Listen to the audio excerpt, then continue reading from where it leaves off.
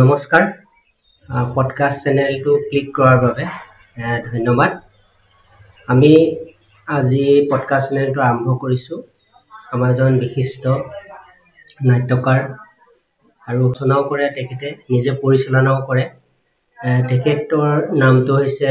শ্ৰী মৃণাল কুমাৰ বৰাদেৱ। তেখেতক আমন্ত্ৰণ কৰি আনিছোঁ।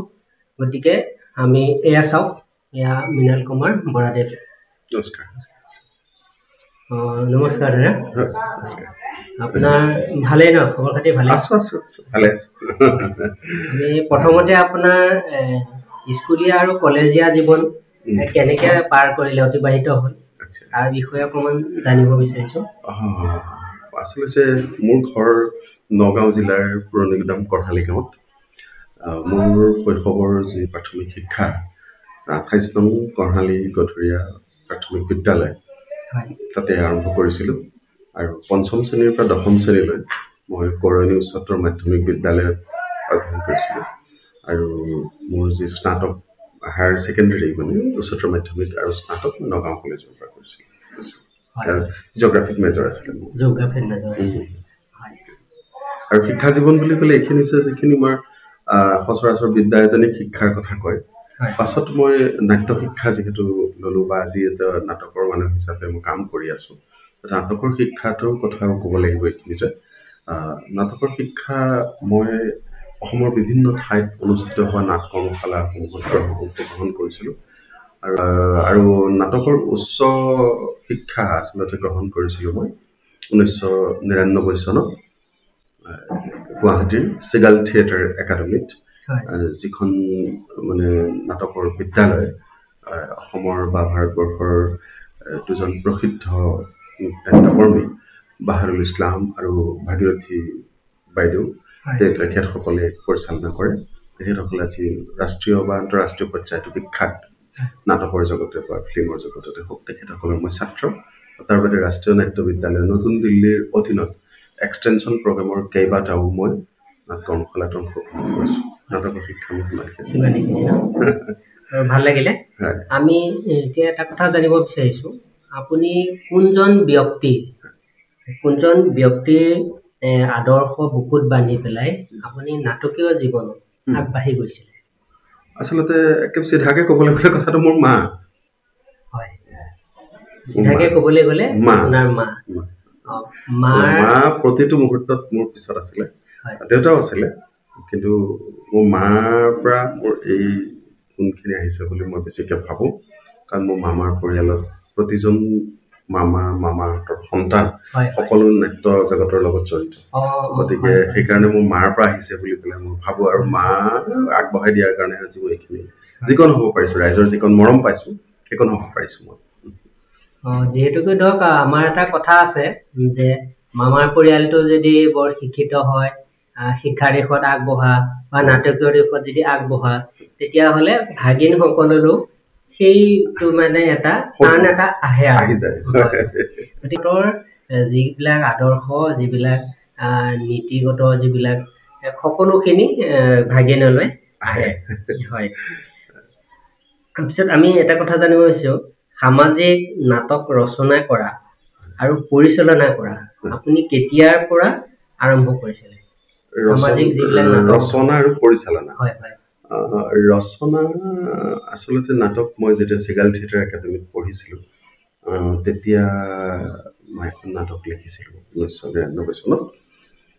আচলতে তাতকেও আগতে ক'বলৈ গ'লে মই যেতিয়া আগতে মাহঁতৰ লগত মানে থিয়েটাৰবিলাক চাবলৈ যাওঁ, যিখন নাটক দেখিলোঁ সেই নাটকৰ তেনেকুৱা কাহিনী এটা লিখিবলৈ মন যায়। আৰু স্কুলত পঢ়ি থাকোঁতে মই এখন নাটক লিখিছিলোঁ। 7 মানত পঢ়ি থাকোঁতে নাটক এখন লিখিছিলোঁ। আমাৰ স্কুলত যে গৰমৰ বন্ধত নাটক হয়, এনেকুৱা হয়, তেতিয়াতো আৰু নাটক নাপাওঁ, আমি ক'ত পাম নাটক। সেই মই তেনেকৈ এখন নাটক মানে তেতিয়াই লিখিছিলোঁ। তাত নামটো দিছিলোঁ কিহৰ বাবে, কিন্তু নাটকখন তাতে শ্ব' কৰিলোঁ, তাতেই হ'ল, তাতেই শেষ হ'ল। তাৰপিছতে মই পিছত গৈ চিগাল থিয়েটাৰ একাডেমীত পঢ়ি থাকোঁতে আহাৰ অনাহাৰ বুলি এখন নাটক লিখিছিলোঁ সেই মোৰ যাত্ৰা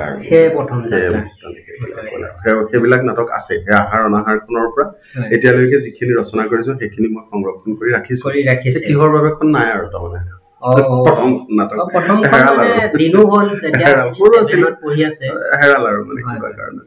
ইমান পুৰণা নাটক বিলাক মানে কি ৰাখি থোৱা সংগ্ৰহ কৰা এটা মানে কি সেইখন সময়ত হেৰি এটা নাথাকে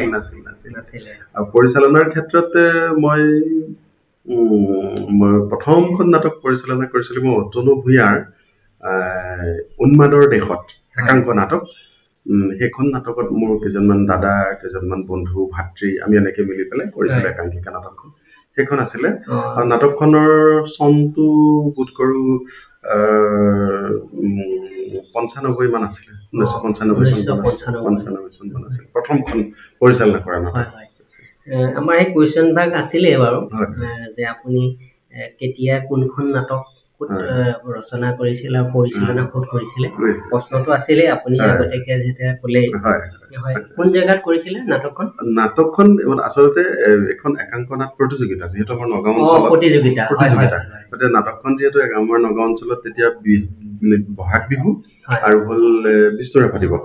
এই দুয়োটা অনুষ্ঠানত খুব একাংক নাট প্ৰতিযোগিতা হৈছিল আৰু সেই নাট প্ৰতিযোগিতাসমূহৰ ভূমিকা আমাৰ ক্ষেত্ৰত আছে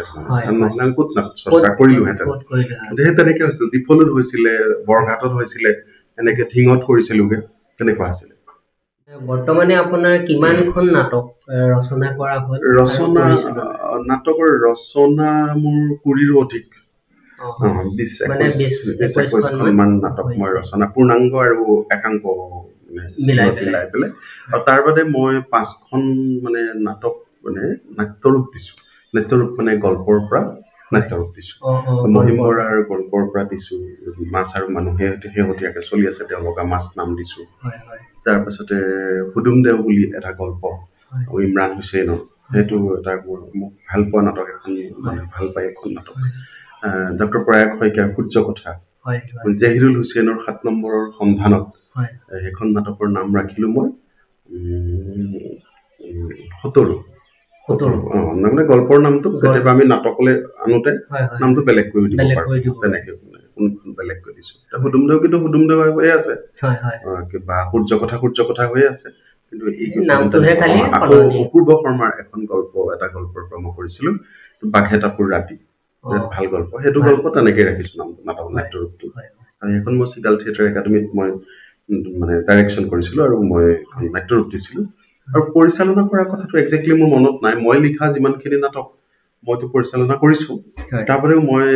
বহুত দেশী বিদেশী নাট্যকাৰৰ নাটক পৰিচালনা কৰিছোঁ গতিকে একজেক্টলি এই মুহূৰ্তত মনত নাই তথাপিতো নাটক চাগে মুঠতে মোৰ মিলাই বা অন্য মাননীয় নাট্যকাৰসকলৰ নাটক মিলাই চাগে মই 40খন মান কৰা হৈছে চাগে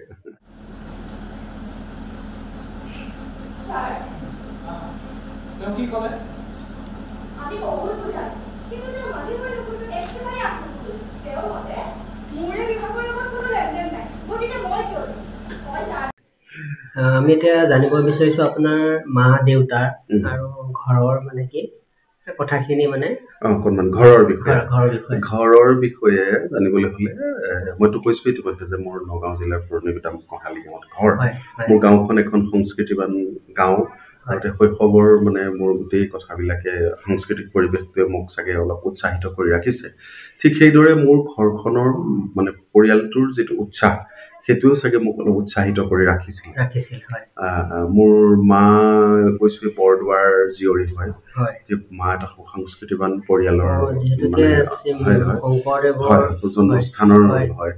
মই ধেমালিকে কেতিয়াবা কওঁ যে মই বৰদোৱাৰ শংকৰদেৱৰ নাতি বুলি কওঁ শংকৰদেৱৰ নাতি কেলে কওঁ কাৰণ মোৰ মা বৰদোৱাৰ সেইকাৰণে ক'ব পাৰোঁ মা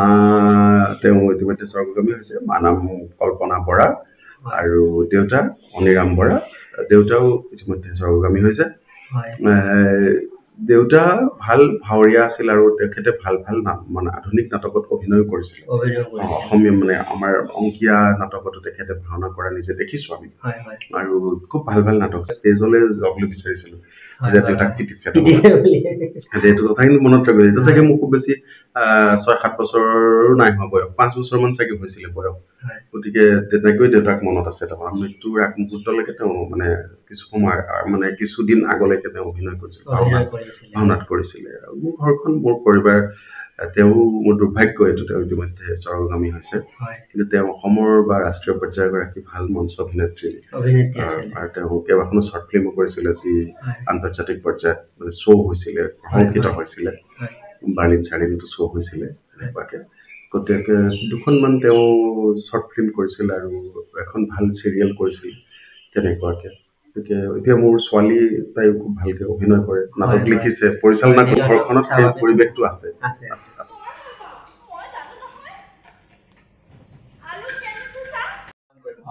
আপুনি অসমৰ পৰা ভাৰতলৈ এই সামাজিক যিবিলাক নাটক যেতিয়া আপুনি নাটক কৰিবলৈ গৈছিলে আৰু গ'ল আৰু গৈ তাৰ পৰা ঘূৰিও আহিলেগে কিন্তু তাত মাজত যেতিয়া আপুনি কৰিবলৈ যাওঁতে কিবা অসুবিধা পাইছিল নেকি বা আপুনি কেনেকুৱা ধৰণৰ সুবিধাটো পালে যে অসমৰ পৰা ভাৰতৰ বিভিন্ন ঠাইত নাটক কৰিবলৈ আচ্ছা আচ্ছা মই ইতিমধ্যে কৈছিলো যে আমাৰ যিখন চিগাল থিয়েটাৰ একাডেমি গুৱাহাটীত আছে মই 1999 চনত তাত পঢ়িবলৈ গৈছিলো তাত যোৱাৰ আগততো মই নগাঁৱত কৰি আছিলো আৰু যেতিয়া নগাঁও মানে পুৰণি গুদামত কৰিছিলো পুৰণি গুদামৰ দলৰ পৰা মই অসমখনত কৰিবলৈ সুবিধা পাইছিলো অসমৰ বিভিন্ন ঠাইত কিন্তু যেহেতু চিগাল থিয়েটাৰ একাডেমিত পঢ়িবলৈ গৈ বছৰীয়া নাট্য শিক্ষা গ্ৰহণ কৰিলো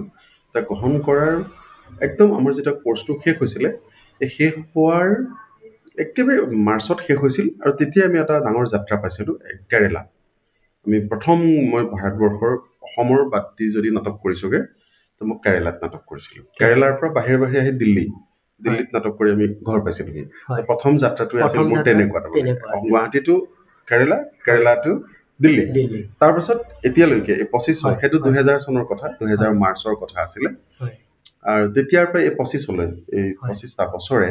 মই কাশ্মীৰতহে নাটক কৰা নাই আৰু হেৰি পেহেলগামৰ ঘটনাটোৰ দিনাখনো মই কাৰবাক কৈছিলো মই প্ৰায়ে কওঁ এই কথাটো যে মই কাশ্মীৰতহে নাটক কৰা নাই আৰু সেইদিনাই পেহেলগামৰ ঘটনাটো হৈছে গতিকে আপোনাৰ মানে কি কাশ্মীৰতো নাটক কৰা এটা আছে ডেফিনেটলি তাতে নাটকৰ দলবিলাক আছে তাতো আছে আমাৰ বন্ধুবোৰ আছে তাতে তেওঁলোকৰ স্থানীয় যিবিলাক বন্ধু কিন্তু তেওঁলোকৰ এই সন্ত্ৰাসবাদৰ সমস্যাটোৰ কাৰণে আচলতে তাতে নাট্য চৰ্চাটো জটি পৰিছে কিছু কিন্তু তাতো নাটকৰ দল আছে তাতো আছে কিন্তু মই সেই কাশ্মীৰতহে কৰা হোৱা নাই তাৰবাদে ভাৰতবৰ্ষৰ প্ৰতিখন মানে মহানগৰ নগৰ নাটক কৰিছো দিল্লীত বহুত বেছি কৰিছো কলকাতাত কৰিছো বম্বেত কৰিছো চেন্নাইত কৰিছো জব্বলপুৰত কৰিছো তাৰ পাছতে নাইনিতাল ভাটিন্দা পাঞ্জাব ৰাজস্থান গুজৰাট তাৰ পাছতে হায়দৰাবাদ কৰ্ণাটক মানে এটাই কেইখন ষ্টেটত ষ্টেটতে কৰা হৈছে প্ৰায় বহুত কৰা হৈছে অসুবিধা একো অসুবিধা পোৱা মানে এটা কথা আমাৰ নাটকৰ মানুহ মানে ইণ্টাৰনেশ্যনেলি এটা কথা কয় যে থিয়েটাৰ ফৰ পিচ হয় মানে নাটক শান্তিৰ বাবে থিয়েটাৰ শান্তিৰ বাবে শান্তিৰ বাবে কৰা কামটো অশান্তি আহিব নালাগে মই আমি এইটো কথাহে জানিব বিচাৰিছো যিহেতুকে অসমৰ পৰা যেতিয়া বাহিৰলৈ গৈছে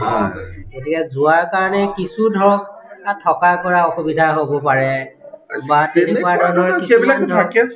বা নাটকখন কৰিবলৈ যাওঁতে বেলেগে আমাক সেই সুবিধাকণ দিয়া নাই তেনেকুৱা ধৰণৰ থাকে আৰু তেনেকুৱা কাৰণ আমি যিহেতু এইবিলাক ডাঙৰ ডাঙৰ ফেষ্টিভেল বিলাকত কৰো গতিকে আমি ট্ৰেইনেৰে যাওঁ বা ফ্লাইটেৰে যাওঁ গতিকে এইবিলাক তেনেকুৱা ধৰণৰ কেতিয়াবা বোলে ট্ৰেইন লেট হৈছে ফ্লাইট লেট হৈছে ক'ৰবাত আমি এয়াৰপৰ্টত বা ক'ৰবাৰ ষ্টেচনত 3 ঘণ্টা 6 ঘণ্টালৈকে আমি মানে লেট হৈ পেলাই আমি ষ্টেচনতে বহি থকা উদাহৰণো আছে সেইবিলাক হৈ যায় আৰু এবাৰ শিলিগুৰিৰ পৰা নাটক কৰি পেলাই আমি উভতি আহিবলৈ এবনৰ্মেল লেট বুলি এটা কথা আছে ট্ৰেইনৰ ঠাণ্ডা দিনত হয় এইটো এবনৰ্মেল লেট কেনেকৈ হয় আমি নাজানিছিলো গতিকে এবনৰ্মেল লেট মানে কেতিয়া ট্ৰেইনখন আহিব নাজানে আৰু ৰেলৱেও ক'ব নোৱাৰে কুঁৱলীৰ কাৰণে দিল্লীৰ পৰা আহি আছে ট্ৰেইনখন তো আমি ইয়াতে NJPত উঠি পেলাই আহিব লাগে শিলিগুৰিত নাটক কৰিবলৈ গৈছো শ্ব' কৰি পটাপট তালি টোপোলা বান্ধি কৰি খাই আহি আমি ষ্টেচন পাই গ'লো ট্ৰেইন লেট অ'কে 1 ঘণ্টা 2 ঘণ্টা 3 ঘণ্টা কিমান ৰেলৱে অথৰিটিয়ে কয় যে এবনৰ্মেল লেট মানে কেতিয়া আহিব নাজানে গতিকে মানে প্ৰায় আমাৰ 12 ঘণ্টামান লেট কৰি পেলাই ট্ৰেইনখন আহিছিলে হয় তাৰ পাছতো গৈ আপোনালোকে ধৰক नाटक हो আছে হৈ থাকে এনেকুৱা सामने हम लोग पहली बार आए हैं और पारादीप में यहाँ का दोस्त सलमान और उन्होंने बुलाया है कैनवास के जरिए बहुत ही अच्छा लगा कैनवास के साथ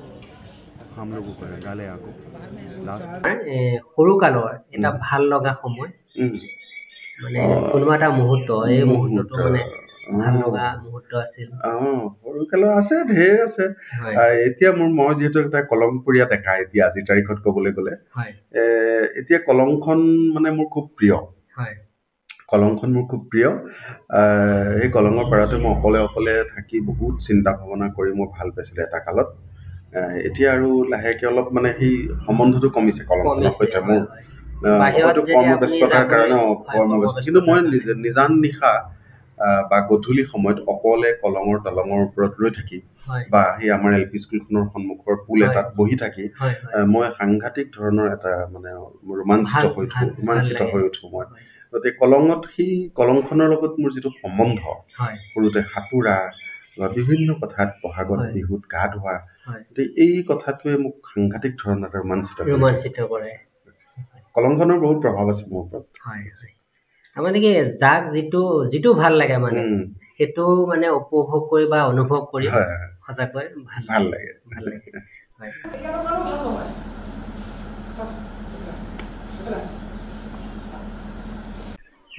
আমি এটা কথা জানিব বিচাৰিছো জীৱনত কেতিয়াবা দুখ আহিছেনে বহুত আৰু আটাইতকৈ বেয়া দিনো আহিছে নেকি আহিছে আৰু কি আহিবলৈ বাকী আছে আৰু মানে মোৰ যেতিয়া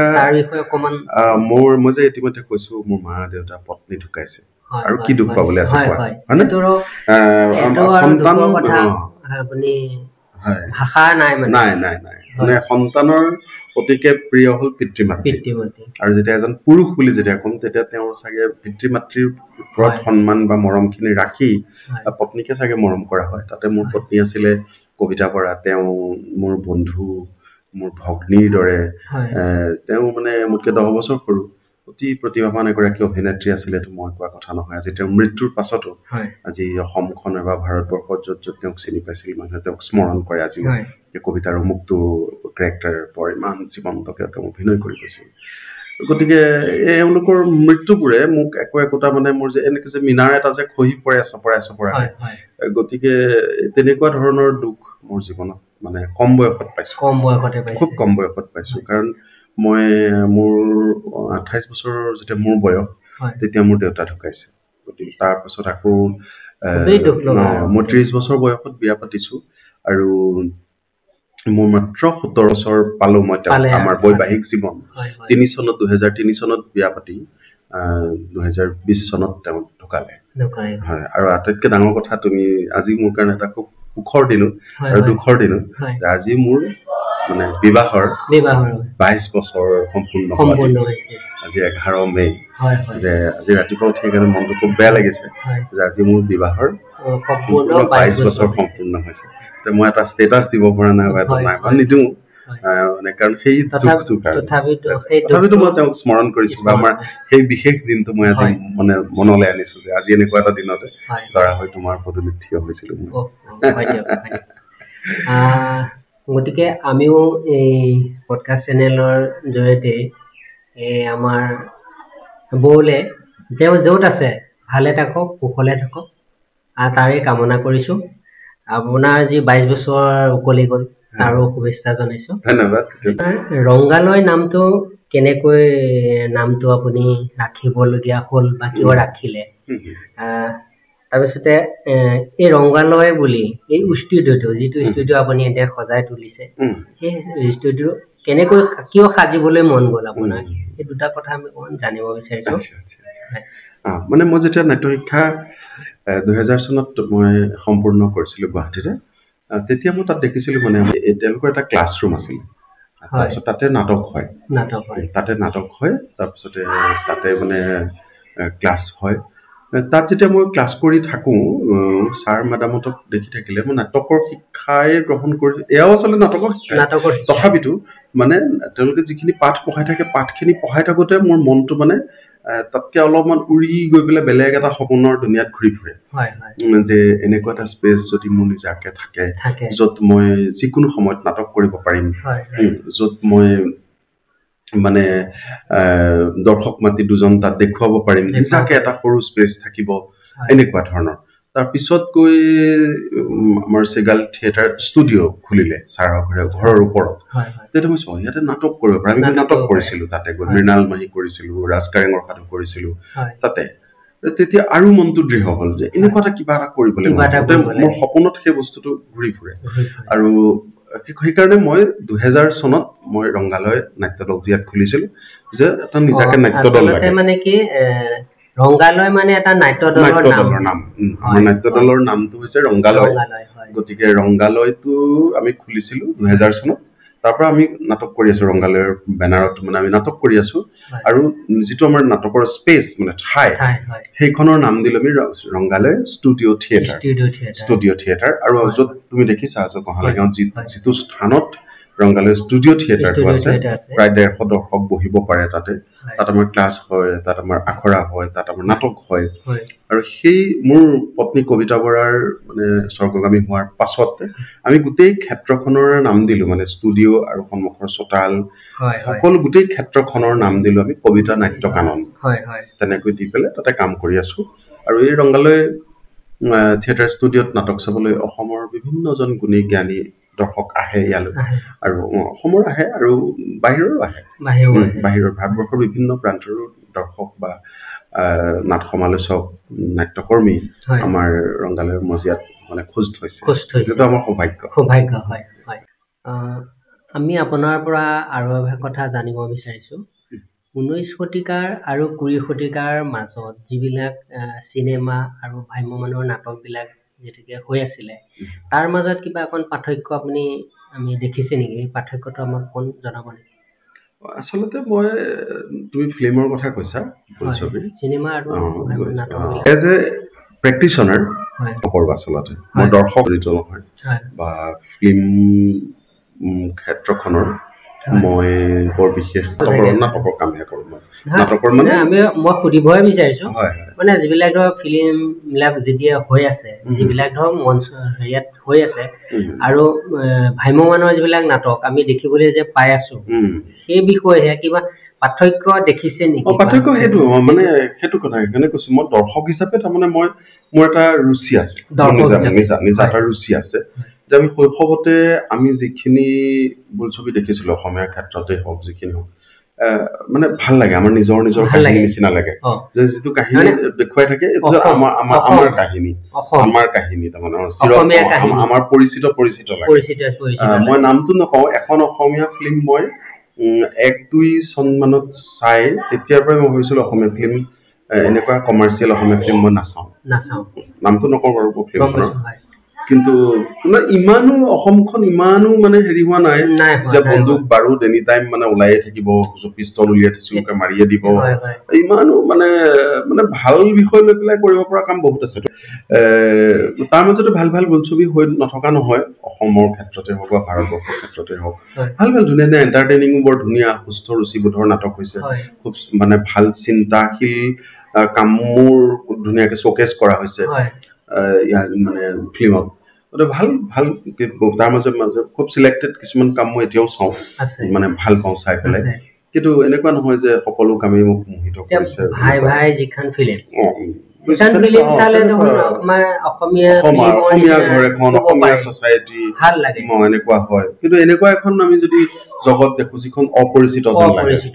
আমি আপোন নালাগে ন তেতিয়া অসমতো তেনেকুৱা নহয় বন্ধু বান্ধৱ লৈ পেলাই যুদ্ধ কৰিব তেনেকুৱাটো নাই তেনেকুৱা কাহিনীয়ে নাই বা লাহে আহিছে কিন্তু এইবিলাক কথা মানে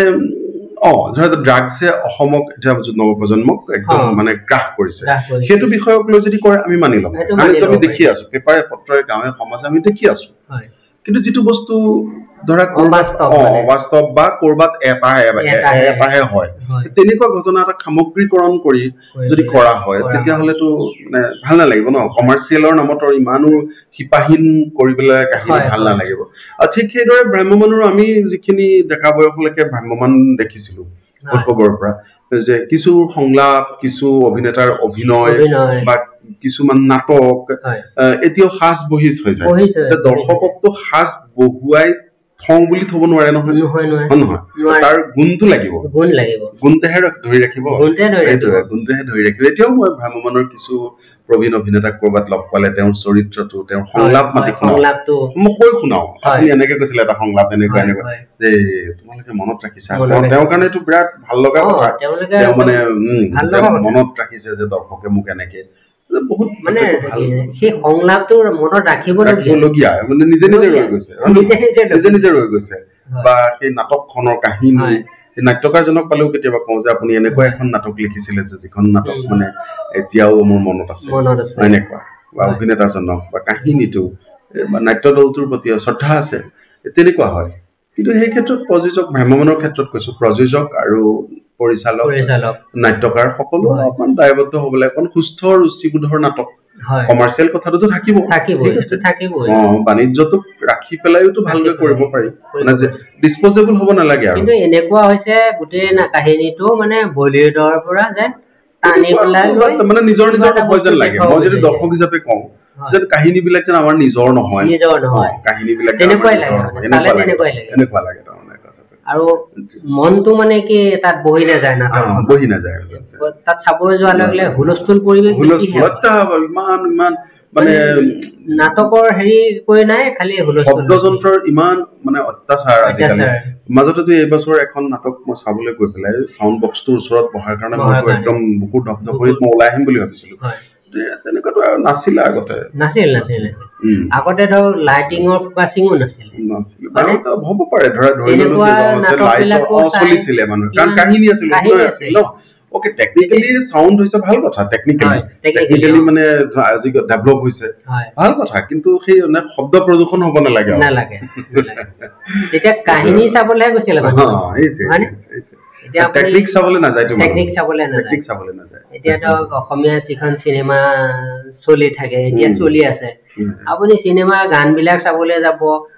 নেচাৰেল পৰিৱেশ বিলাক চাবলৈ যাব কিন্তু কাহিনীটো কি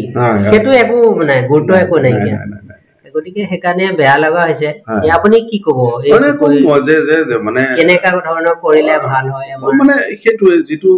মানে সুস্থ ৰুচিবোধ জীৱনবোধ থাকিব লাগিব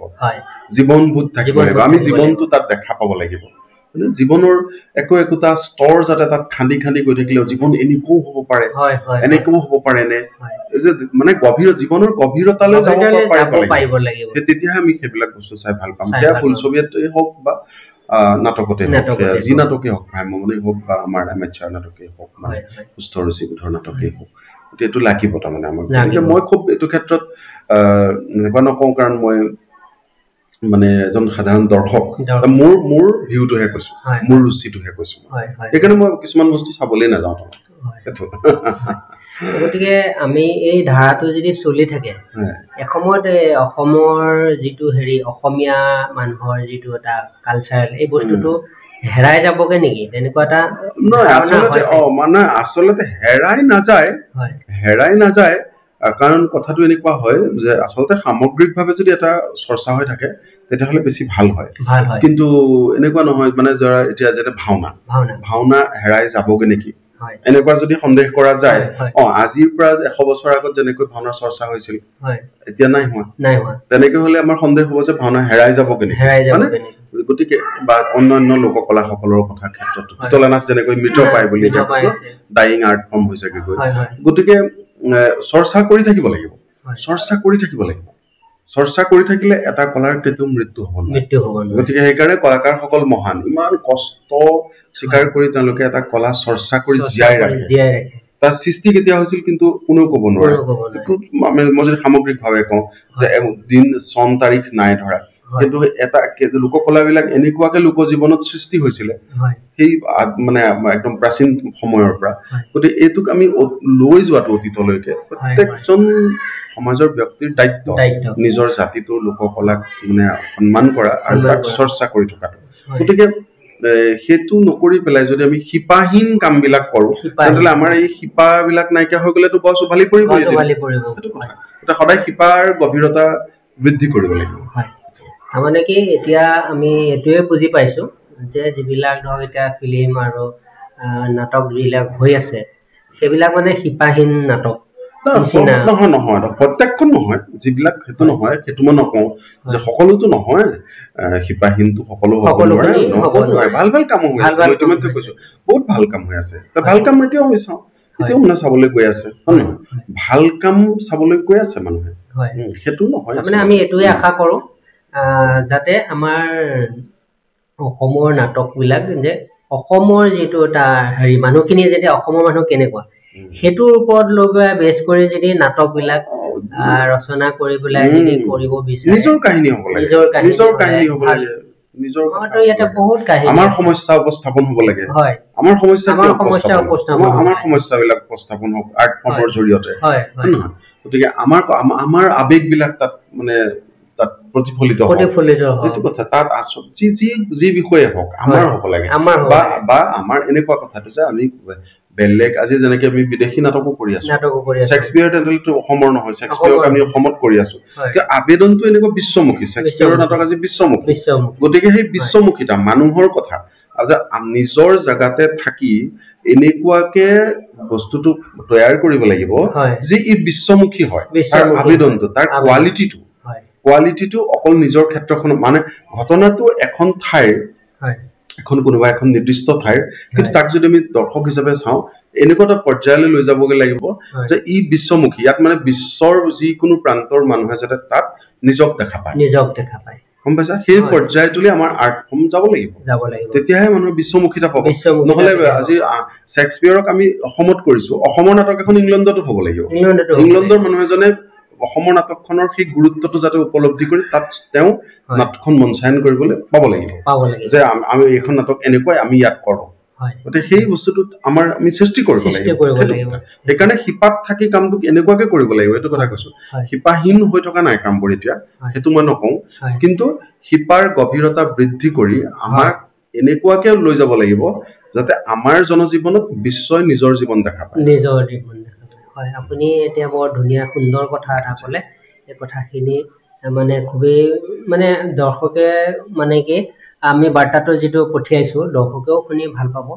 গতিকে আমি এইটোহে বিচাৰিছো যাতে আমাৰ যিবিলাক নাটক আমাৰ অসমৰ আমাৰ মানুহৰ যিটো স্বাভিমান আছে যিখিনি চিন্তাধাৰা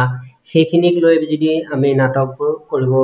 পাৰোঁ উপস্থাপন যদি কৰিব পাৰোঁ তেতিয়াহ'লে নিশ্চয় অসমৰ আৰু কালচাৰেল আৰু সংস্কৃতি বিশ্বত নিশ্চয় ঠাই পাব বুলি আমি এটা আলোচনা কৰিলোঁ আৰু ইমানতে গতিকে আমি বেছি সময় নলওঁ গতিকে বহুত ভাল লাগিলে ইমান সময় আমি নাটকৰ বিষয়ে আলোচনা কৰিলোঁ আপোনাৰ নিজৰ জীৱনৰ বিষয়েও আলোচনা কৰিলোঁ গতিকে খুবেই ভাল লাগিছে আপুনি